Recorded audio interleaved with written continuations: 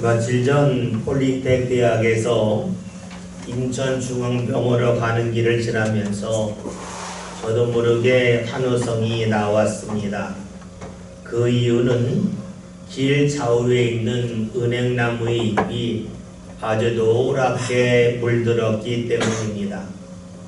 여러분이 아시는 것처럼 그 길은 2차선의 도로인데 은행나무가 높이 솟아서 그 장관이 얼마나 멋진지 모릅니다.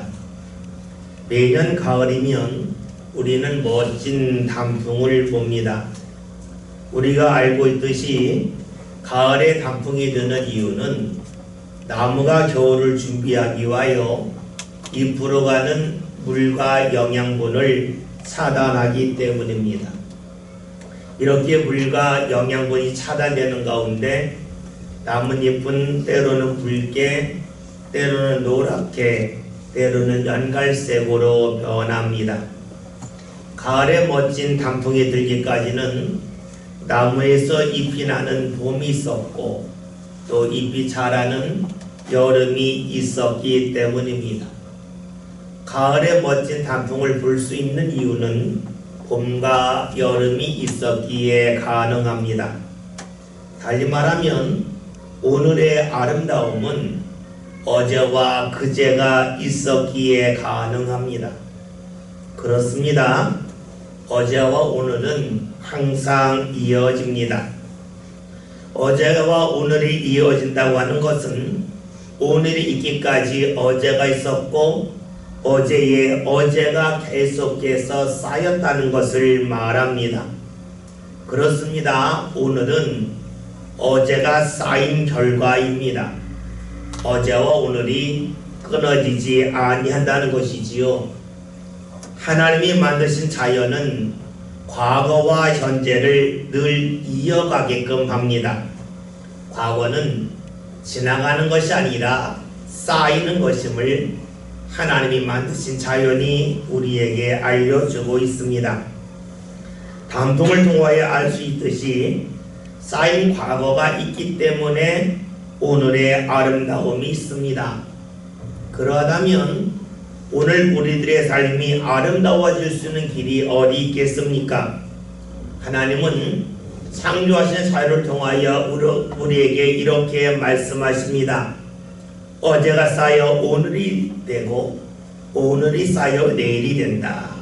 그러니 어제를 지나가는 것으로 여기지 말아야 하듯이 오늘도 지나가는 것으로 여기지 말라. 어제도 오늘도 쌓이는 것이다. 이렇게 쌓이는 것을 통하여 너의 삶이 아름다워지고 성장한다라고 말씀하십니다. 그렇다면 우리가 삶이 때로는 어려움이 있지 않습니까?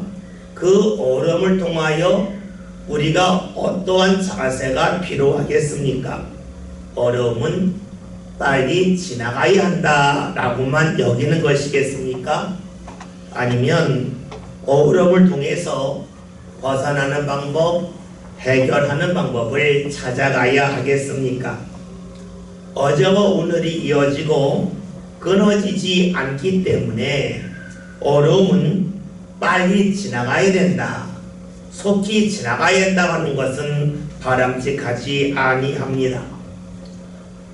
어제와 오늘이 이어졌다면, 즉 어제가 쌓이는 것이라면 오늘의 어려움, 때로는 어제의 어려움을 통해서 우리가 어떻게 벗어나는지를 알고 깨닫는 것이 중요하겠지요. 고대 그리스 사람들은 사람들의 일상과 습관을 때로는 동물을 통해서 때로는 신들을 통해서 설명을 했습니다. 동물을 통하여 설명하는 것이 우리가 잘 알고 있는 이솝우화가 되겠죠. 또 신들을 통하여 설명하는 것이 바로 그리스 신화입니다. 그리스 신화에는 많은 신들이 나오지만 그것은 그런 신이 있다는 것이 아니라 그런 신들을 통해서 사람들의 모습을 설명하고 있습니다. 그리스 신화 중에 이카로스에 관한 이야기가 있습니다. 이카로스는 다이달로스와 함께 한 번 들어가면 나올 수 없는 미궁에 갇혔습니다. 그러자 다이달로스가 미궁에서 벗어나기 위하여 새의 깃털이 떨어진 것을 모으고 그리고 벌집에서 얻은 밀랍을 가지고 그것을 몸에 붙였습니다. 그래서 날개를 만들었죠. 그리고는 이카로스에게 말합니다. 우리가 날개가 있으니까 이 날개를 통하여 하늘을 날아서 미궁에서 벗어나자. 그런데 조심할 것은 우리의 날개는 진짜 날개가 아니라 벌집에서 나온 밀랍 끈적끈적한 것을 가지고 붙인 것이니까 너무 높이 날면 안 된다. 너무 높이 날아서太阳 가까이 가면 그 뜨거운 열기로 인하여 밀랍이 녹을 거다. 라는 이야기를 합니다. 그 말을 듣고 이카로스는 알았다고 말하고는 자신의 몸에 묻힌 날개를 통해서 미궁에서 벗어납니다. 그리고 천국을 날아다니죠. 너무너무 좋았습니다. 얼음에서 벗어났고 하늘을 나는 것이 너무나 신기했기 때문입니다.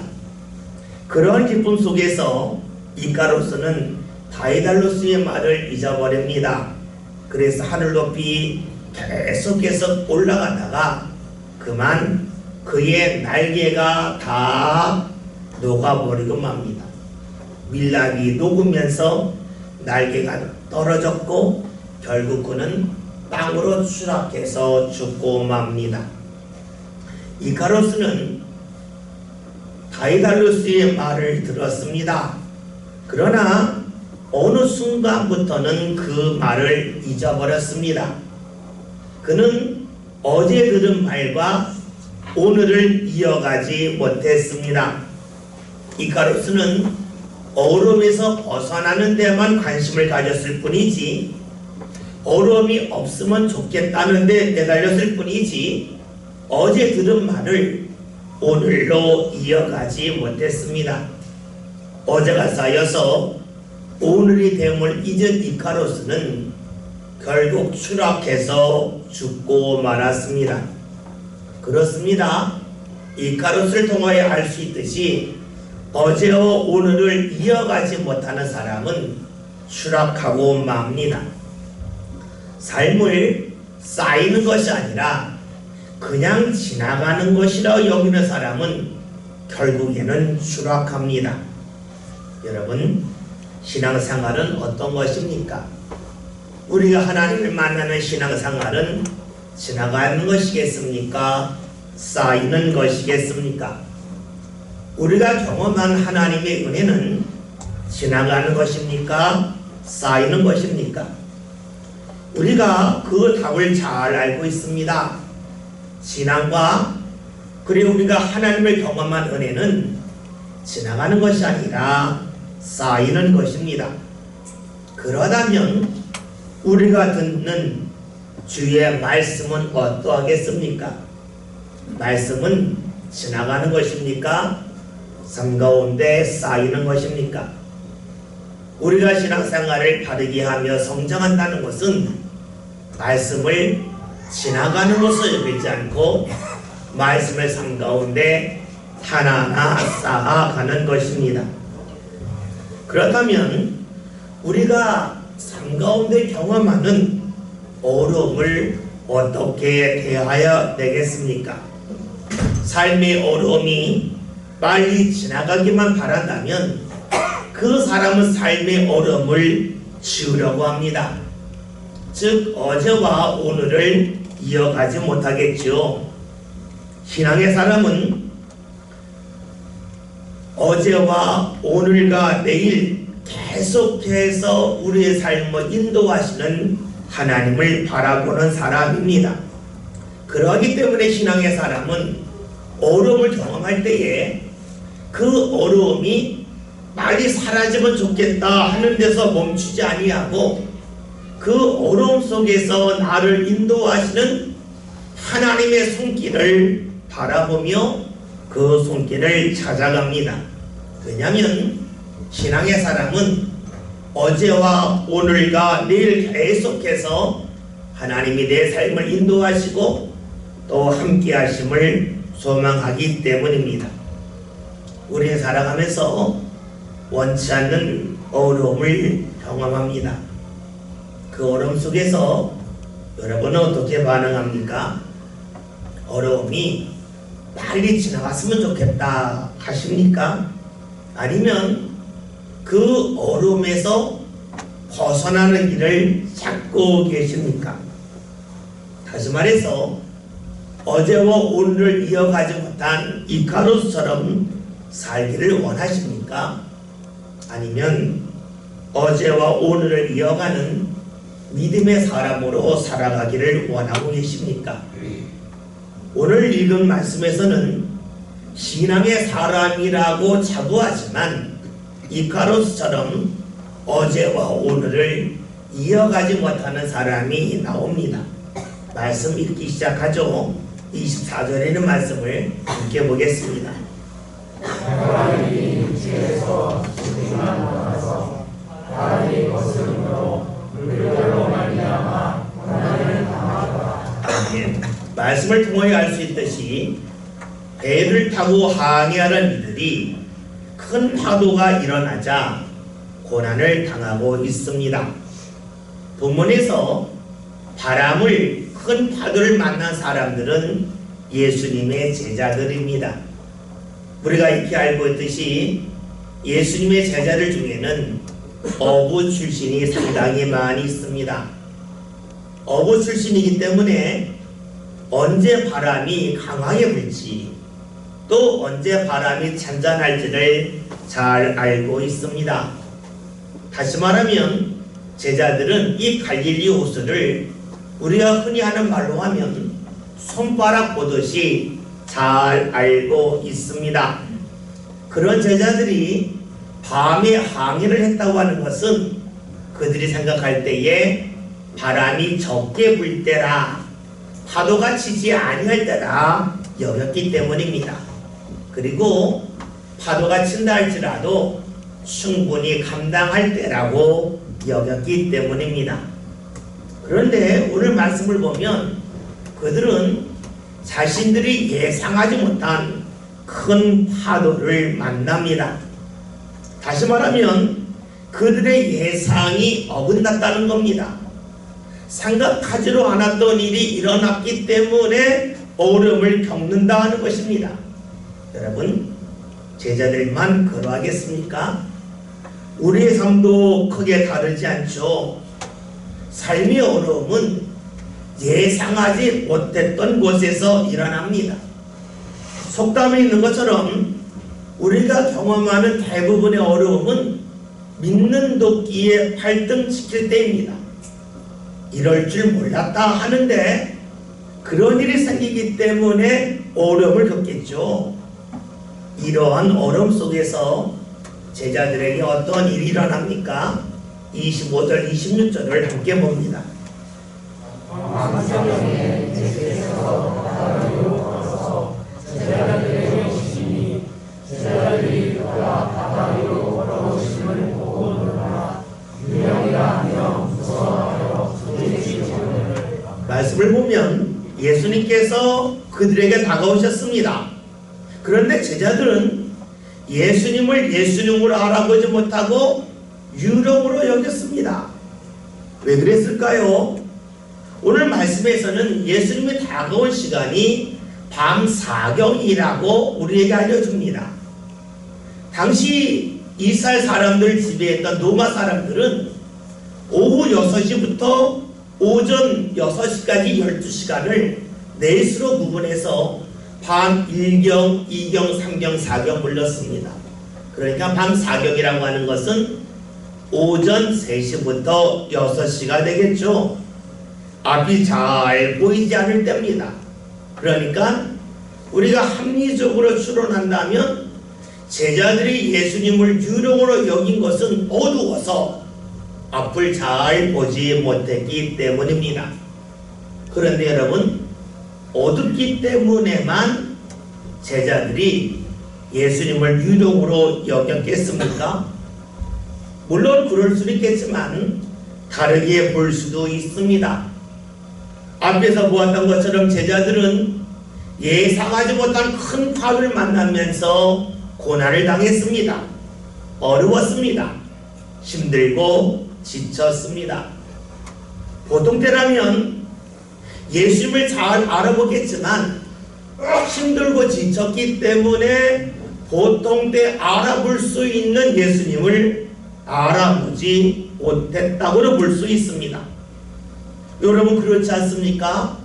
제자들처럼 우리들도 예상하지 못했던 일로 인하여 어려움을 겪게 되면 평소에 잘 볼 수 있었던 것도 제대로 보지 못할 때가 많습니다. 어려움을 겪게 되면 보통 때 잘 알고 있던 것도 쉽게 잊을 때가 있습니다. 신앙생활을 열심히 했지만 어려움을 경험하면 예수님을 제대로 보지 못했던 제자들처럼 우리들도 그렇게 반응하기도 합니다. 어려움을 경험하기 전에는 말씀을 듣고 아멘으로 반응했는데 어려움을 겪게 되면 말씀이 왜 이럴까? 이게 정말로 하나님의 말씀일까? 생각이 달라집니다. 흔들립니다. 어려움을 경험하기 전에는 기도하고 헌신하는 것이 아주 당연했는데 자신이 힘들고 어려우면 내가 왜 기도해야 될까? 왜 헌신해야 되지? 하는 생각이 우리에게 찾아옵니다. 예수님을 알아보지 못하고 오해했던 제자들처럼 많은 이들도 어려움을 경험하게 되면 하나님에 대해서, 말씀에 대해서, 신앙의 일에 대해서 제대로 보지 못하고 오해를 합니다. 이러한 제자들에게 예수님이 말씀을 하시지요. 27절 함께 보겠습니다. 예수께서 주시니 이르시되 안심하라 하나님 들어가시리로다. 아멘. 예수님은 제자들을 안심시키고 계십니다. 그런데 여러분이 제자들이라면 이렇게 말씀하시는 예수님을 이해할 수 있겠습니까? 내가 어려움을 당해서 힘든데 안심해라. 이것이 여러분 이해가 됩니까? 대부분의 사람이 이렇게 생각하죠.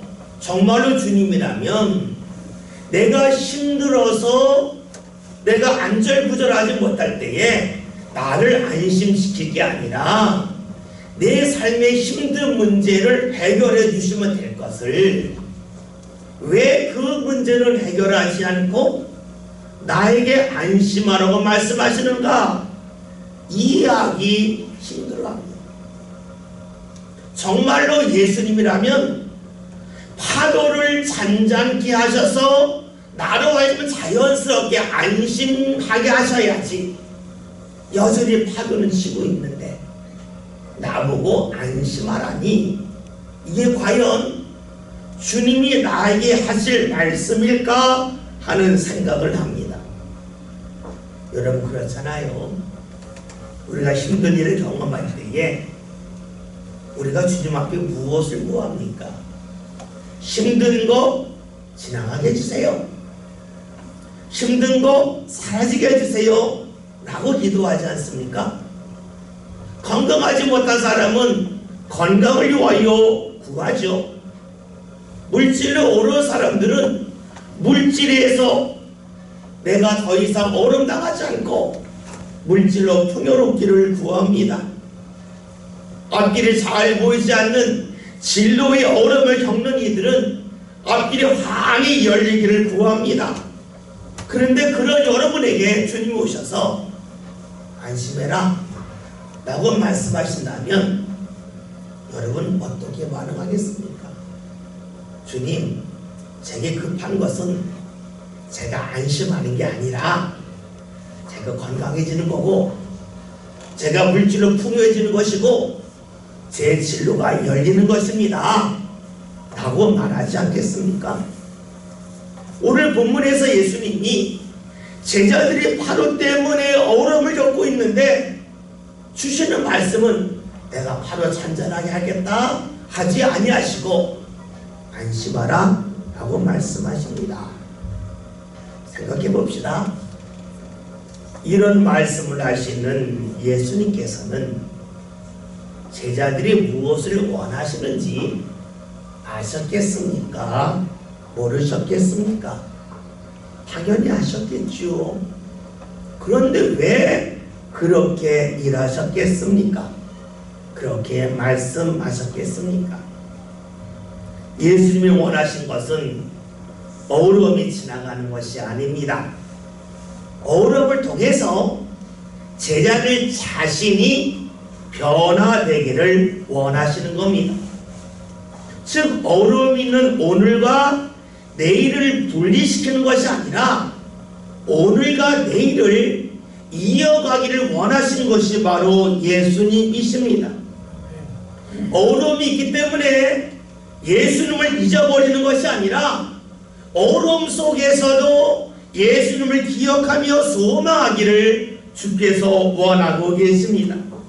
그렇게 주님이 하신 말씀은 어려움에서 벗어나는 데 초점을 맞추지 아니하셨고 어려움 속에서도 예수님이 함께 하심을, 그리고 예수님이 함께 하심을 통해서 삶의 평안이 그들에게 임하기를 원하셔서 말씀하셨습니다.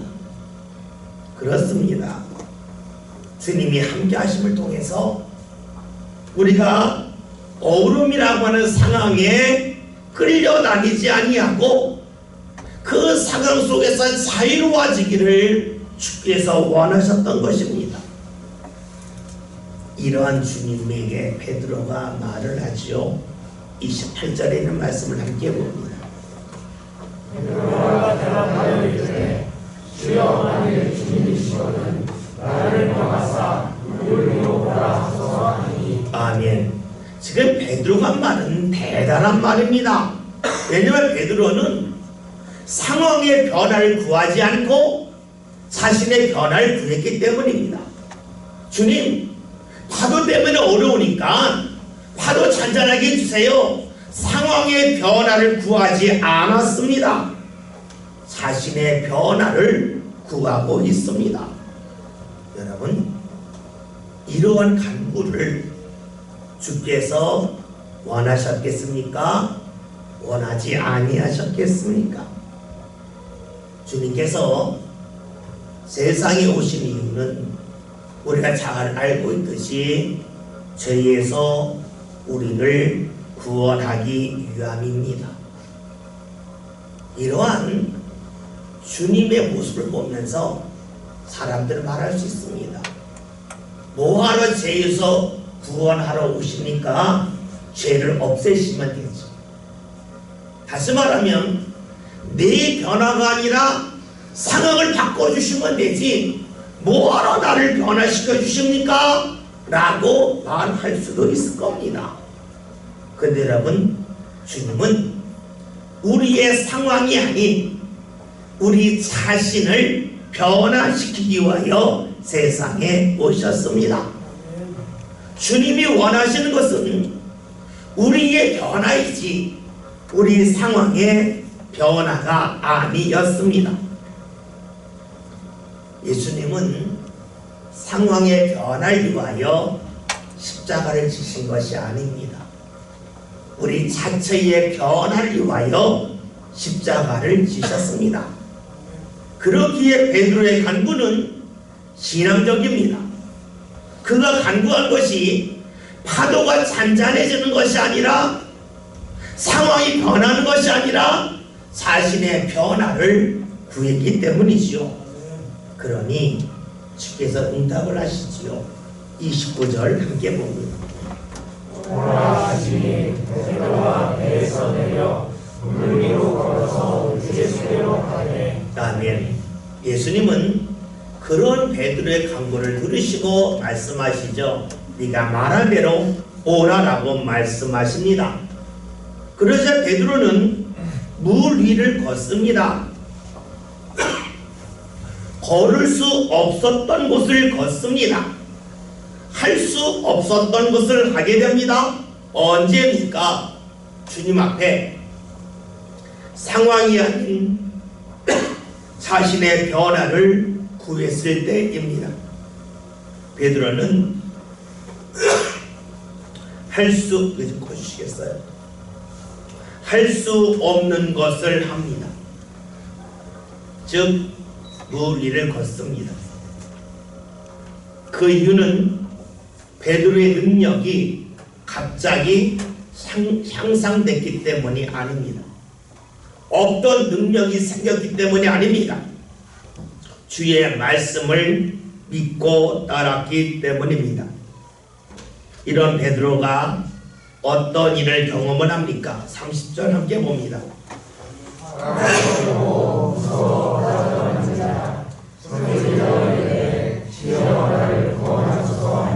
아멘.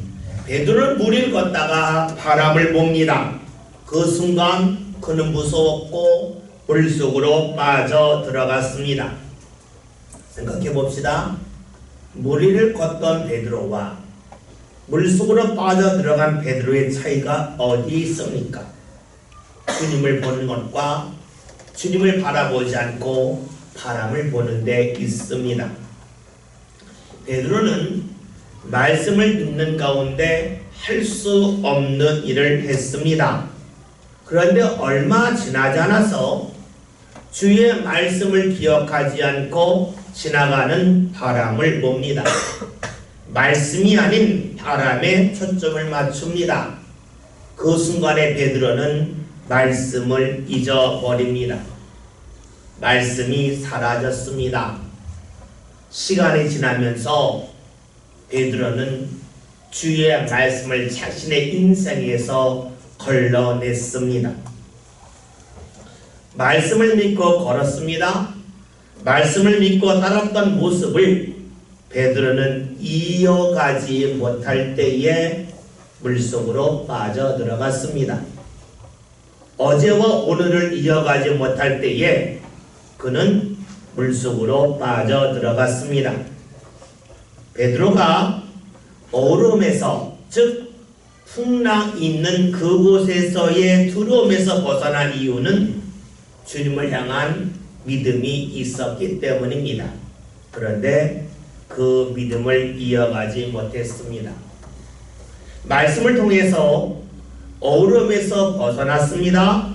그러나 벗어난 후에 주님에게 주의 말씀에 초점을 맞추지 못한 베드로의 모습은 그에게만 있는 것이겠습니까?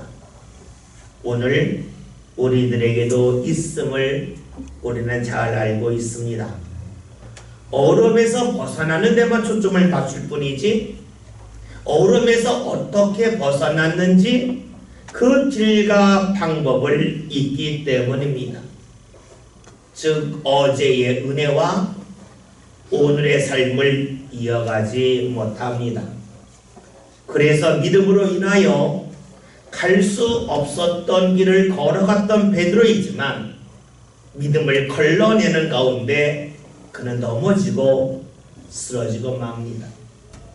이카루스가 어제의 말을 잊는 가운데 그가 날다가 추락하듯이 수많은 이들이 믿음을 통하여 날개짓 하다가 어제의 은혜, 어제의 말씀을 잊는 가운데 땅으로 떨어져 추락하고 말지요. 그런데 오늘 말씀에서 중요한 것이 더 있습니다. 물속으로 빠져들어가는 베드로의 외침입니다. 30절의 말씀을 다시 한번 봅니다.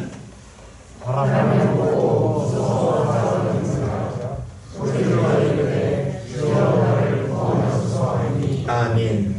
베드로가 물속으로 빠져들어가면서 주여 나를 구원하소서 합니다. 여러분, 우리는 이 말씀을 보면서 우리의 삶과 크게 다름을 고백할 수가 있습니다. 베드로는 물속에 빠져들어가면서 주님, 얼마 전까지는 물 위를 걷도록 저에게 능력을 주셨는데 왜 능력을 거두어 가십니까? 줬다 뺏어갑니까? 하면서 항의하지 않았습니다. 그는 자신이 물 위를 잠시 걸었던 것이 자신의 능력이 아니라 주님께서 자신에게 주셨던 은혜임을 다시금 떠올리고 있습니다. 그리고 물속으로 빠져들어간 이유는 자신이 그 믿음을 잊어버렸기 때문임을 알고 있습니다. 그러니 주님 앞에 구하죠. 물 위를 걷게 하신 주님이라면 물속에 빠져가는 자신을 건지실 거라고 하는 믿음을 갖고 구하고 있습니다. 베드로가 물속으로 빠져들어가면서 다른 제자들에게 나한테 줄을 던져 나를 이끌어줘 하지 않습니다. 어려움을 경험하면서 얼마 전에 과거에 경험했던 주의 은혜를 떠올리며 다시금 주의 은혜를 구하고 있습니다. 여러분, 이런 베드로에게 예수님이 어떻게 하십니까? 31절 보겠습니다. 예수께서 즉시 손을 내밀어 그를 붙잡으시며 이르시되 믿음이 작은 자여 왜 의심하였느냐 하시고. 아멘. 여러분, 베드로는 주님을 믿었다가 주님을 걸러냈습니다. 주님을 받아보라가 주님을 외면했습니다. 사람 사이 말로 하면 배신한 겁니다. 여러분, 누군가 여러분에게 배신을 했다면 여러분 그 사람을 어떻게 대하시겠습니까? 그 사람을 쳐다보려고도 하지 않고 멀리 하겠지요. 그런데 예수님은 그런 베드로를 외면하지 아니하십니다. 그런 베드로에게 손을 내미시고 붙잡으시고 그를 건져주십니다. 여러분, 주님께서 정말로 원하신 것이 무엇이겠습니까? 그것은 베드로가 넘어졌다 할지라도 과거에 받았던 은혜를 떠올리면서 기억하면서 다시금 주를 찾기를 원하고 계시다는 겁니다. 다시 말하면 우리가 신앙의 길을 걸어가다가 신앙 가운데 걸어가지 못하고 넘어지고 쓰러지고 과거의 모습을 잊어버릴 수도 있습니다. 그런 우리를 향하여 주님께서는 네가 그럴 수 있냐? 나 너 같은 사람 보기는 싫다 하지 아니하십니다. 걸음 속에서 다시금 우리가 과거에 받았던 은혜를 기억하면서 주를 찾기를 원하고 계십니다. 과거에 받았던 은혜를 이어가지 못하는 우리를 할지라도 지금 다시 구하면 내가 너와 함께 하겠다고 하는 것을 예수님은 베드로를 통하여 우리에게 보여주고 계십니다. 그러니 주께서 하시는 말씀이 왜 의심하느냐라고 말씀하시죠. 이것은 책망의 말씀이 아닙니다. 다시금 우리로 하여금 주의 은혜를 이어가기를 원하시는 주님의 소망이 담겨져 있는 말씀이시지요. 주님이 그 말씀을 하신 후에 어떻게 하실까요? 32절 함께 봅니다. 내 함께 오르네 하나님 주시는 자라. 아멘. 말씀을 우리는 그림을 통하여 한번 생각해 봅시다. 함께 오르셨다는 겁니다. 함께 오르셨다는 것은 예수님이 너는 내 뒤에 따라와 한 것이 아니라 같이 올라갔다는 겁니다. 여러분, 베드로는 분명 주님을 걸러냈습니다. 주의 말씀을 잊어버렸던 자입니다. 믿음 가운데 걸어가다가 넘어진 자입니다. 그러나 주님께서는 그런 사람을 부끄러워하거나 외면하지 아니하시고 괜찮다. 그럼에도 불구하고 네가 나를 찾으면 나는 너와 함께 하겠다 하는 것을 그림으로 보여주십니다. 함께 배에 오르십니다. 그를 부끄러워했다면 함께 오르지 아니하시겠지요.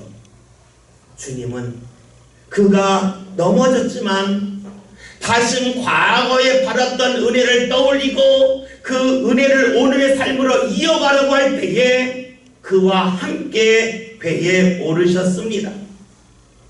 우리는 여기서 주님을 봅니다. 주님은 우리를 한 번도 부끄러워하지 아니하신다는 거지요. 우리를 외면하지 아니하신다는 겁니다. 사람들이 볼 때는 손가락질 할 만한 대상일 수 있습니다. 베드로가 그런 사람 아닙니까? 그러나 주님께서는 그의 기도 들으시고 그와 함께 배에 오르셨습니다. 너는 나와 함께할 자격이 없어. 내 뒤에 따라와 하지 아니하셨다는 것이지요. 그런 주님을 보고 사람들이 이렇게 고백을 해요. 33절 봅니다. 해에 있는 사람들이 예수의 사랑을 진실로 하나님의 아들을 알았다. 아멘. 사람들이 왜 예수님에게 진실로 하나님의 아들이라고 했겠습니까? 두 가지로 볼 수 하나는 능력 때문입니다. 무리를 걸어오시는 능력, 함께 하심을 통하여 파도가 잔잔해진 능력 때문에 그럴 수 있습니다. 또 하나 있습니다. 베드로와 같은 사람을 외면하지 아니하시고 함께 배에 오르시는 주님의 넉넉함을 보았기 때문입니다. 우리는 주님을 바라볼 때에 능력의 주님을 생각합니다. 그러나 주님은 우리가 할 수 없는 일을 행하시는 외적인 능력만이 아니라 부끄럽고 내설골 없는 우리를 할지라도 외면하지 않고 함께 하시며 사랑으로 우리를 이끄시는 분입니다. 그러기에 하나님의 아들이십니다. 우리가 주님을 믿는 이유가 어디 있습니까? 주님에게 능력이 있기 때문에 믿기도 하지만 부끄럽고 내설골 없는 우리를 주님께서 외면하지 아니하시고 함께 하시기 때문입니다. 우리의 인생에 대해서 너는 저기가 있어, 너는 내 눈에 보이지만 보고 싶지도 않아 하는 것이 아니라 네가 부끄럽다 할지라도 나는 너를 부끄럽게 여기지 않는다. 너는 나를 걸러냈지만 나는 너를 걸러내지 않는다. 나와 함께하자. 함께 배에 오르자 하시는 분이 바로 예수님이십니다. 그러기에 우리는 예수님을 믿죠. 예수님은 우리를 언제나 사랑하고 아끼시기 때문입니다. 오늘 말씀 제목이 걸었다 걸렀다입니다.